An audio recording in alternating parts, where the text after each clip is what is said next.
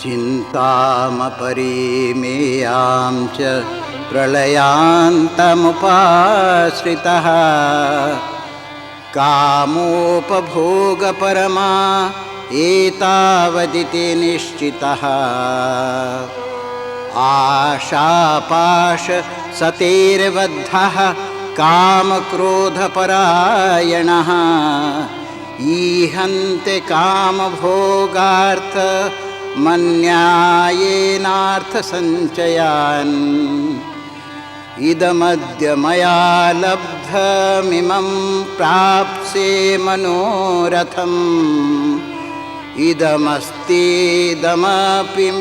मे भविष्यति पुनर्धनम् असौ मया हतः शत्रुर्हनिष्ये चापरानपि ईश्वरोऽहमहं भोगी सिद्धोऽहं बलवान् सुखी आढ्योऽभिजनवानस्मि कोऽन्योऽस्ति सदृशो मया यक्षे दास्यामि मोदिष्य इत्यज्ञानविमोहितः अनेकचित्तविभ्रान्ता मोहजालसमावृतः प्रसक्तः कामभोगेषु पतन्ति नरकेषु च।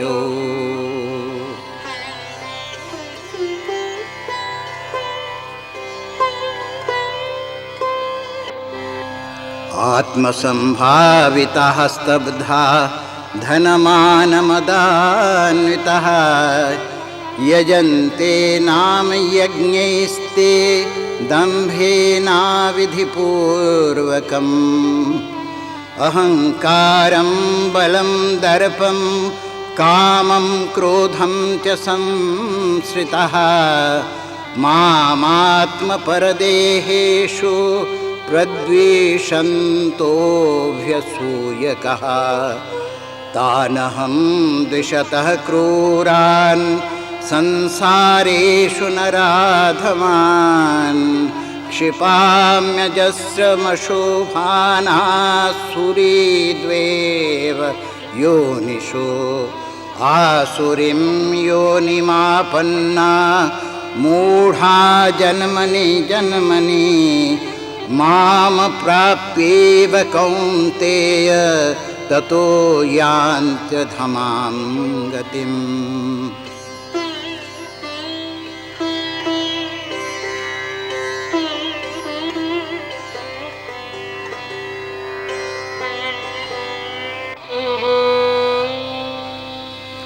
त्रिविधं नरकस्येदं द्वारं नाशनमात्मनः कामः क्रोधस्तथा लोभस्तस्मादेतत्त्रयं त्यजेत् एतैर्विमुक्तः कौन्तेय तमोद्वारे स्त्रिभिर्नरः आचरत्यात्मनः श्रेयस्ततो याति परां गतिम् यः शास्त्रविधिमुत्सृज्य वर्तते कामचारतः न स सिद्धिमवाप्नोति न सुखं न परां गतिम् तस्मात् शास्त्रं प्रमाणं ते कार्याकार्यव्यवस्थितौ ज्ञात्वा शास्त्रविधानोक्तं कर्म कर्तुमिहार्हसि।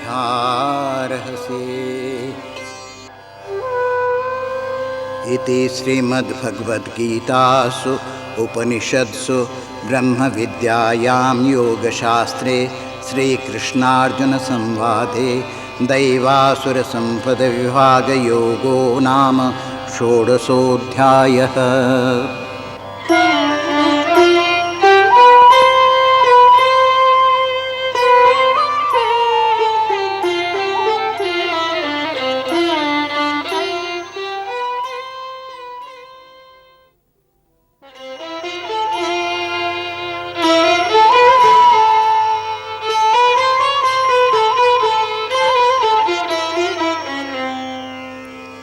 सप्तदश अध्यायः श्रद्धात्रयविभागयोगः।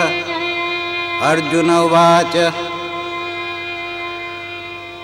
ये शास्त्रविधिमुत्सृज्य यजन्ते श्रद्धयान्विताः तेषां निष्ठा तु का कृष्ण सत्त्वमाहो रजस्तमः।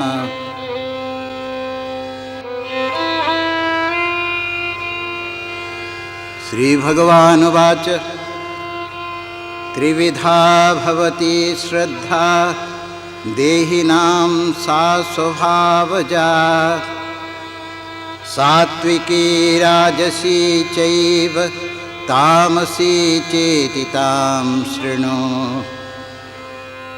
सत्त्वानुरूपा सर्वस्य श्रद्धा भवति भारत श्रद्धामयोऽयं पुरुषो यो यच्छ्रद्धः स एव सः।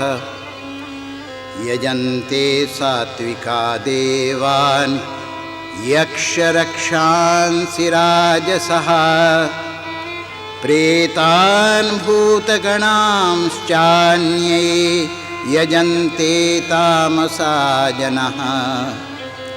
अशास्त्रविहितं घोरं तप्यन्ते ये तपो जनः दम्भाहंकारसंयुक्तः कामरागबलान्वितः कर्षयन्तः शरीरस्थं भूतग्राममचेतसः मां चैवान्तः शरीरस्थं तान् विद्यासुरनिश्चयान्।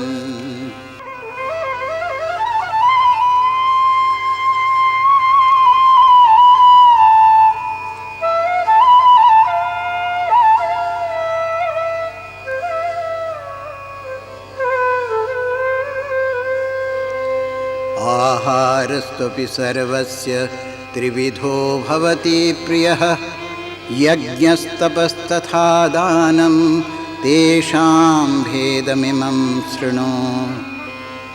आयुः सत्त्वबलारोग्य सुखप्रीतिविवर्धनः रस्याः स्निग्धाः स्थिरा हृद्या आहारः सात्विकप्रियः। कट्वं ललवनात्योष्ण तीक्ष्णरूक्षविदाहिनः आहारा राजसस्येष्टा दुःखशोकामयप्रदः। यातयामं गतरसं पूतिपर्युषितं च यत् उच्छिष्टमपि चामेध्यं भोजनं तामसप्रियम्। अफलाकाङ्क्षिभिर्यज्ञो विधिदिष्टय युज्यते यष्टव्यमेवेति मनः समाधाय स सात्विकः।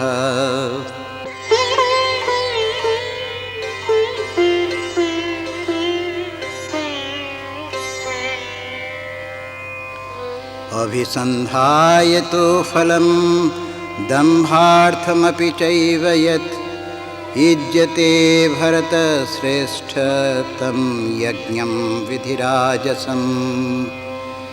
विधिहीनमसृष्टानं मन्त्रहीनमदक्षिणं श्रद्धाविरहितं यज्ञं तामसं परिचक्षते। देवद्विजगुरुप्राज्ञपूजनं शौचमार्जवं ब्रह्मचर्यमहिंसा च शारीरं तप उच्यते। अनुद्वेगकरं वाक्यं सत्यं प्रियहितं च यत् स्वाध्यायाभ्यसनं चैव वाङ्मयं तप उच्यते। मनः प्रसादः सौम्यत्वं मौनमात्मविनिग्रहः भावसंशुद्धिरित्येतत्तपो मानसमुच्यते। श्रद्धया परया तप्तं तपस्तत्त्रिविधं नरेः अफलाकाङ्क्षिभिर्युक्तिः सात्विकं परिचक्षते सत्कारमानपूजार्थं तपोदम्भेन चैव यत् क्रियते तदिह प्रोक्तं राजसं चलमध्रुवम्।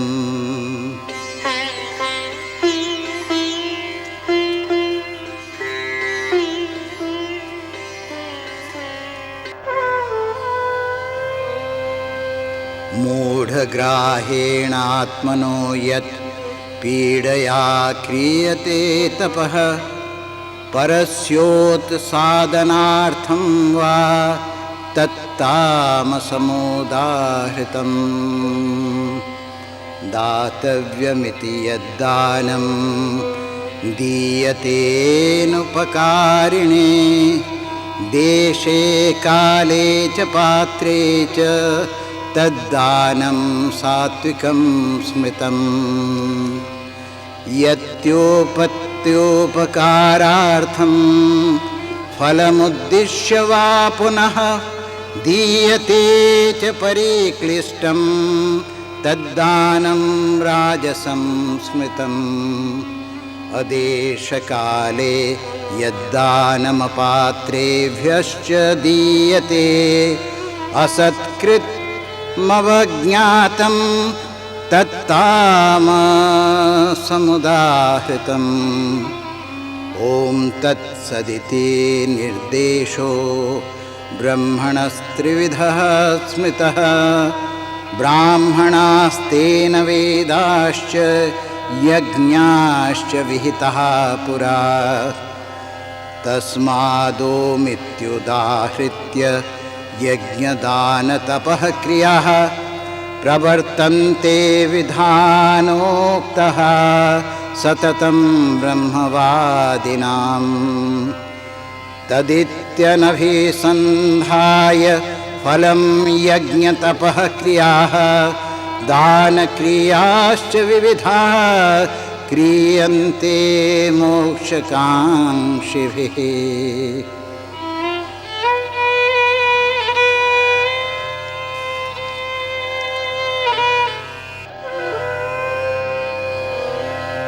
सद्भावे साधुभावे च सदित्येतत् प्रयुज्यते प्रशस्ते कर्मणि तथा सच्छब्दः पार्थयुज्यते।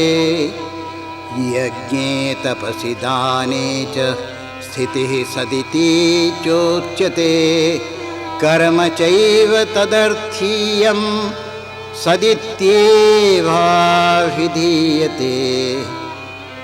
अश्रद्धया हुतं दत्तं तपस्तप्तं कृतं च यत् असदित्युच्यते पार्थ न च तत्प्रेत्य नो इह। इति श्रीमद्भगवद्गीतासु उपनिषत्सु ब्रह्मविद्यायां योगशास्त्रे श्रीकृष्णार्जुनसंवादे श्रद्धात्रयविभागयोगो नाम सप्तदशोऽध्यायः।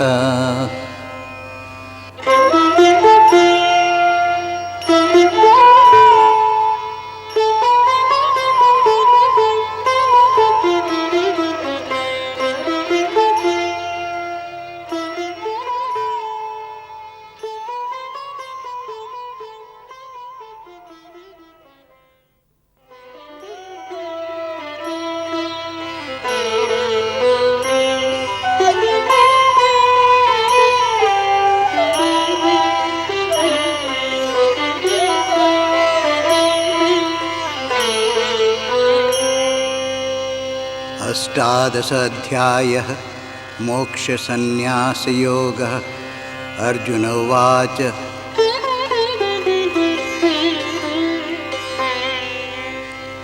सन्न्यासस्य महाबाहो तत्त्वमिच्छामि वेदितुम् त्यागस्य च हृषीकेश पृथक् केशिनिषूदन। श्रीभगवानुवाच काम्यानां कर्मणां न्यासं सन्न्यासं कवयो विदुः सर्वकर्मफलत्यागं प्राहुस्त्यागं विचक्षणः। त्याज्यं दोषवदित्येके कर्म प्राहुर्मनीषिणः। यज्ञदानतपः कर्म न त्याज्यमिति चापरे। निश्चयं शृणु मे तत्र त्यागे भरतसत्तमा। त्यागो हि पुरुषव्याघ्र त्रिविधः सम्प्रकीर्तितः। यज्ञदानतपः कर्म न त्याज्यं कार्यमेव तत्। यज्ञो दानं तपश्चैव पावनानि मनीषिणाम्। एतान्यपि तु कर्माणि संगं त्यक्त्वा फलानि च कर्तव्यानीति मे पार्थ निश्चितं मतमुत्तमम्।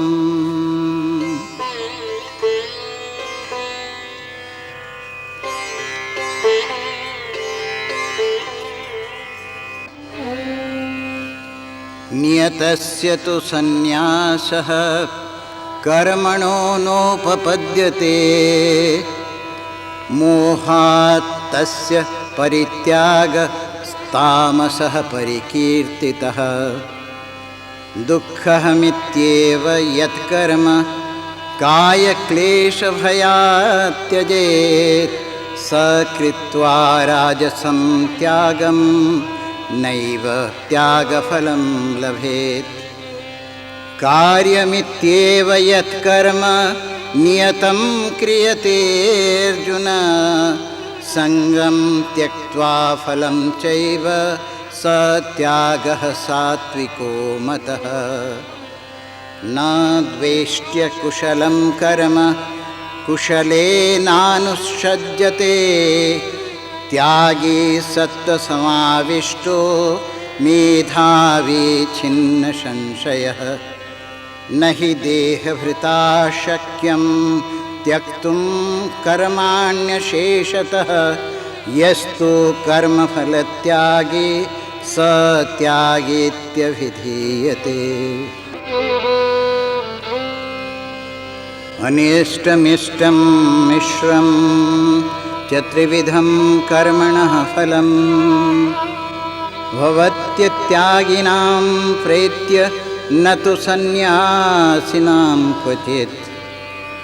पञ्चैतानि महाबाहो कारणानि निबोध मे। सांख्ये कृतान्ते प्रोक्तानि सिद्धये सर्वकर्मणाम्। अधिष्ठानं तथा कर्ता करणं च पृथ्वीगिदं। विविधाश्च पृथक् चेष्टा दैवं चैवात्र पञ्चमम्। शरीरवाङ्मनोभिर्यत् कर्म प्रारभते नरः। न्यायं वा विपरीतं वा पञ्चैते तस्य हेतवः। तत्रैवं सति कर्तारमात्मानं केवलं तु यः पश्यत्यकृतबुद्धित्वान्न स पश्यति दुर्मतिः।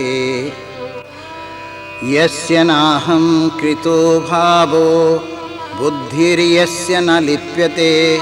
हत्वापि स इमां लोकान् न हन्ति न निबध्यते। ज्ञानं ज्ञेयं परिज्ञाता त्रिविधा कर्मचोदना। करणं कर्म कर्तेति त्रिविधः कर्मसङ्ग्रहः।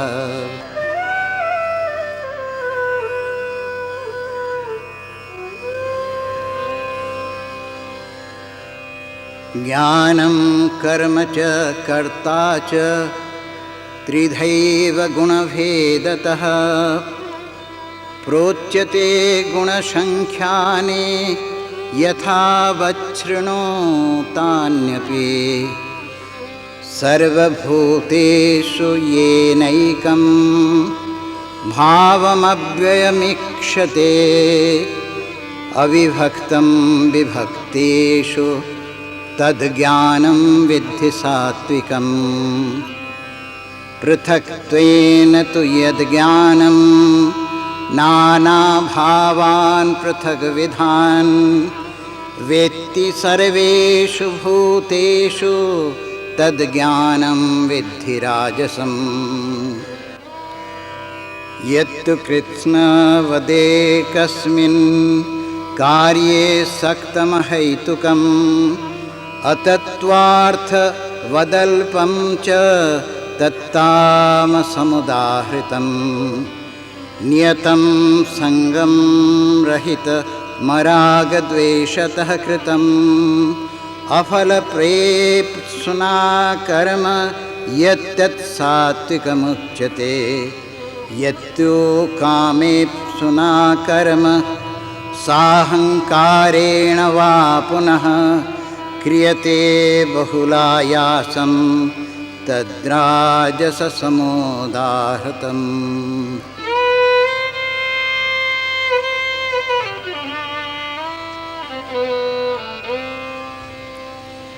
अनुबन्धं क्षयं हिंसा मनपेक्ष्य च पौरुषं मोहादारभ्यते कर्म यत्तत्तामसमुच्यते मुक्तसंगो नहं वादी धृत्योत्साहसमन्वितः सिद्ध्यसिद्ध्यो निर्विकारः कर्ता सात्विक उच्यते रागे कर्मफल प्रेप्स्योर्लुब्धो हिंसात्मको शुचिः हर्षशोकान्वितः कर्ता राजसः परिकीर्तितः अयुक्तः प्राकृतस्तब्धः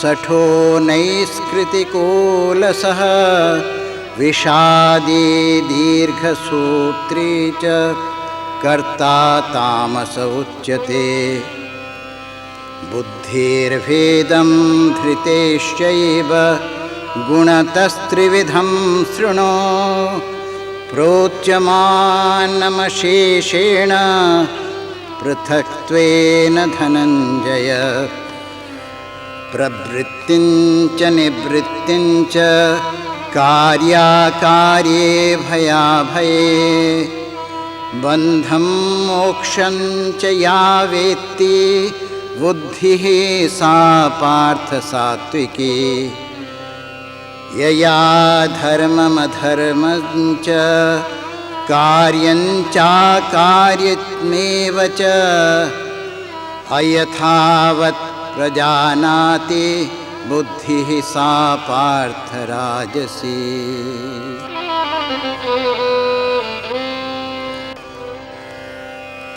अधर्मं धर्ममिति या मन्यते तमसावृता सर्वार्थान् विपरीतांश्च बुद्धिः सा पार्थ तामसी धृत्या यया धारयते मनः प्राणेन्द्रियक्रियाः योगेन व्यभिचारिण्या धृतिः सा पार्थ सात्विकी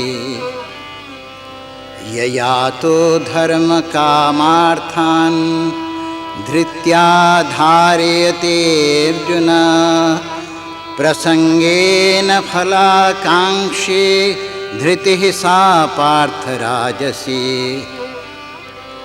यया स्वप्नं भयं शोकं विषादं मदमेव च न विमुञ्चति दुर्मेधा धृतिः सा पार्थ तामसी सुखं त्विदानीं त्रिविधं शृणु मे भरतर्षभ अभ्यासाद्रमते यत्र दुःखान्तं च निगच्छति।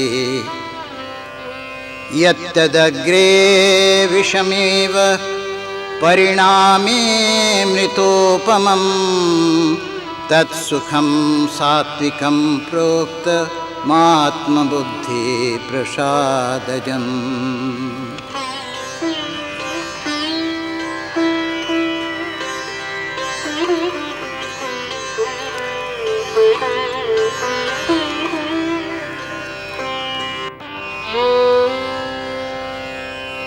विषयेन्द्रियसंयोगाद् यत्तदग्रे मृतोपमं परिणामे विषमिव तत्सुखं राजसं स्मृतम्। यदग्रे चानुबन्धे च सुखं मोहनमात्मनः निद्रालस्य प्रमादोत्थं तत्तामस मुदाहृतं।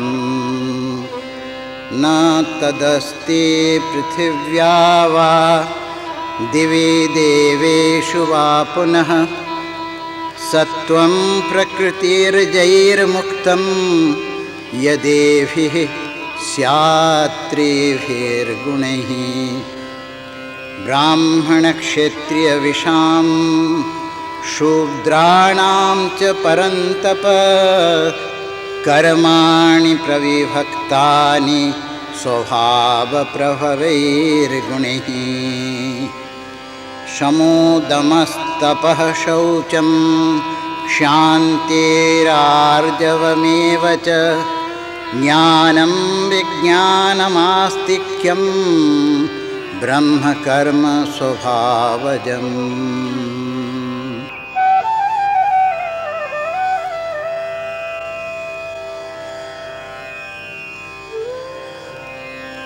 शौर्यं तेजोधृतिर्दाक्ष्यं युद्धे चाप्यपलायनं दानमीश्वरभावश्च क्षात्रं कर्म स्वभावजम्।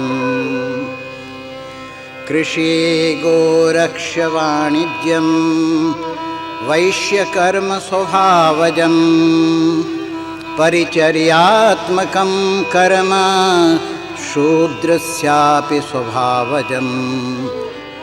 स्वे स्वे कर्मण्येभिरतः संसिद्धिं लभते नरः स्वकर्मनिरतः सिद्धिं यथा विन्दति तच्छृणु। यतः प्रवृत्तिर्भूतानां येन सर्वमिदं ततं स्वकर्मणा तमभ्यर्च्य सिद्धिं विन्दति मानवः। श्रेयान् स्वधर्मो विगुणः परधर्मात् स्वनुष्ठितात् स्वभावनियतं कर्म कुर्वन्नाप्नोति किल्बिषम्। सहजं कर्म कौन्तेय सदोषमपि न त्यजेत्। सर्वारम्भा हि दोषेण धूमेनाग्निरिवावृतः।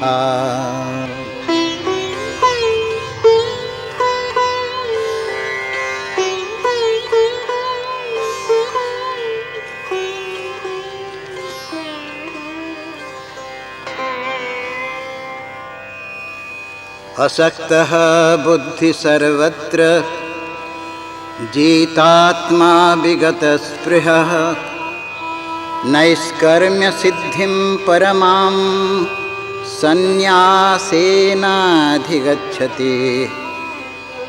सिद्धिं प्राप्तो यथा ब्रह्म तथाप्नोति निबोध मे। समासेनैव कौन्तेय निष्ठा ज्ञानस्य या परा।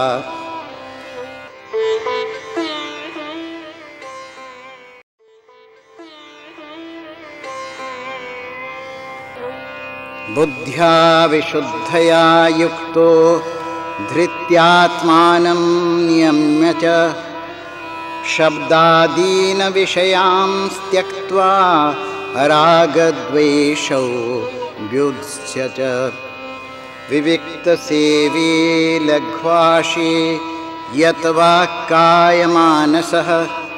ध्यानयोगपरो नित्यं वैराग्यं समुपाश्रितः अहङ्कारं बलं दर्पं कामं क्रोधं परिग्रहं विमुच्य निर्ममः शान्तो ब्रह्मभूयाय कल्पते ब्रह्मभूतः प्रसन्नात्मा न शोचते न काङ्क्षते समः सर्वेषु भूतेषु मद्भक्तिं लभते परां भक्त्या मामभिजानाति यावान् यश्चास्मि तत्त्वतः ततो मां तत्त्वतो ज्ञात्वा विशते तदनन्तरम्।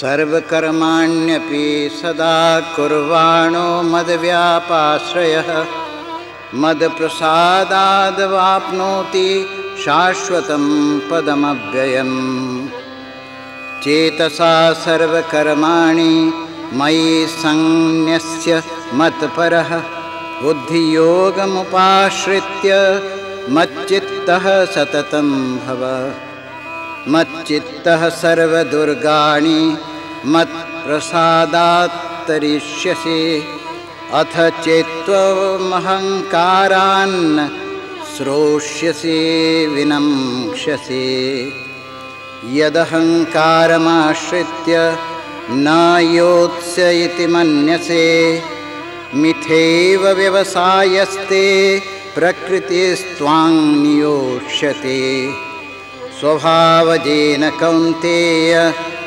निबद्धः स्वेन कर्मणा कर्तुं नेच्छसि यन्मोहात् करिष्यस्य वशोऽपि तत्।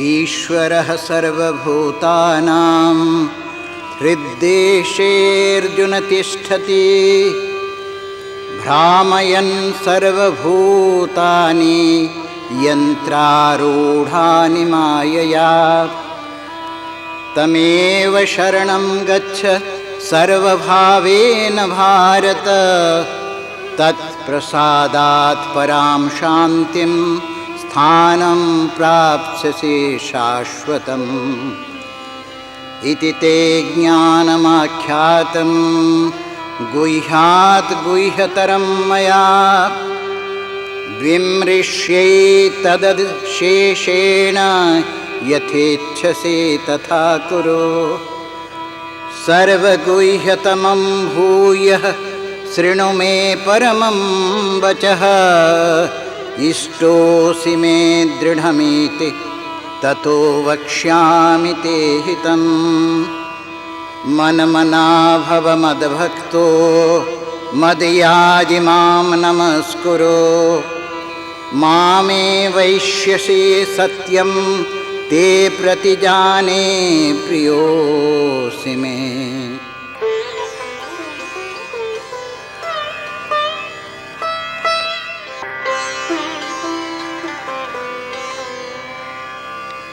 सर्वधर्मान् परित्यज्य मामेकं शरणं व्रज अहं त्वां सर्वपापेभ्यो मोक्षयिष्यामि मा शुचः इदं ते न तपस्काय न भक्ताय कदाचन न चाशुश्रूषवे वाच्यं न च मां योऽभ्यसूयते य इदं परमं गुह्यं मद्भक्तेष्वभिधास्यते भक्तिं मयि परां कृत्वा मामेवैष्यत्य संशयः न च तस्मान् मनुष्येषु कश्चिन्मे प्रियकृत्तमः भविता न च मे तस्मादन्यः प्रियतरो हुवे अध्येष्यते च य इमं धर्म्यं संवादमावयोः ज्ञानयज्ञेन तेनाहमिष्टः स्यामिति मे मतिः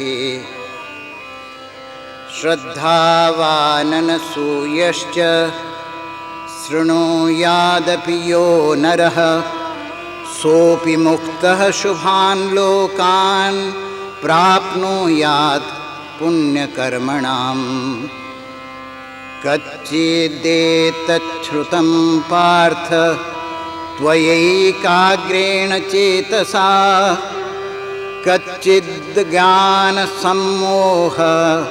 प्रणष्टस्ते धनञ्जय।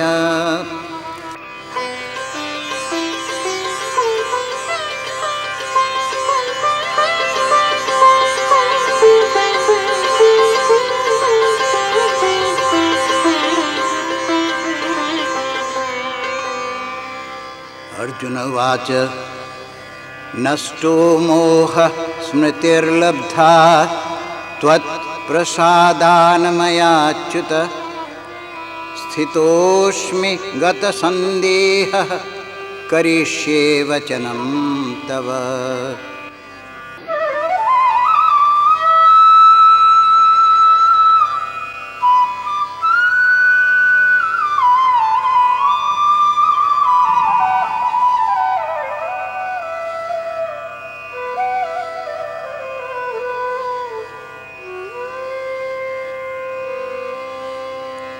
संजय उवाच इत्यहं वासुदेवस्य पार्थस्य च महात्मनः संवादमिममश्रौषम् अद्भुतं लोमहर्षणम् व्यासप्रसादात् श्रुतवानिमं गुह्यमहं परम् योगं योगेश्वरात् कृष्णात् साक्षात् कथयतः स्वयं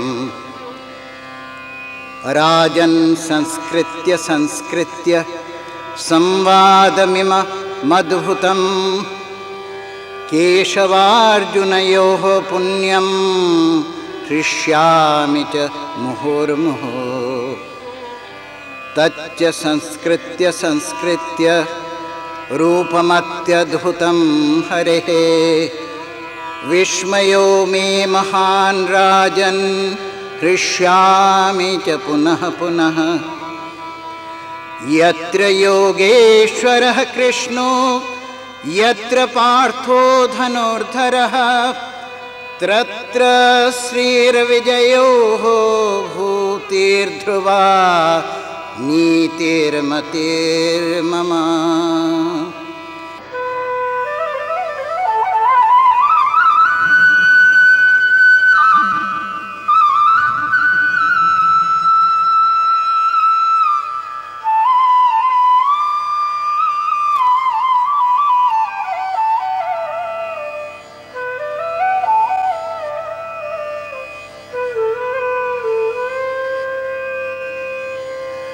इति श्रीमद्भगवद्गीतासु उपनिषत्सु ब्रह्मविद्यायां योगशास्त्रे श्रीकृष्णार्जुनसंवादे मोक्षसंन्यासयोगो नाम अष्टादशोऽध्यायः।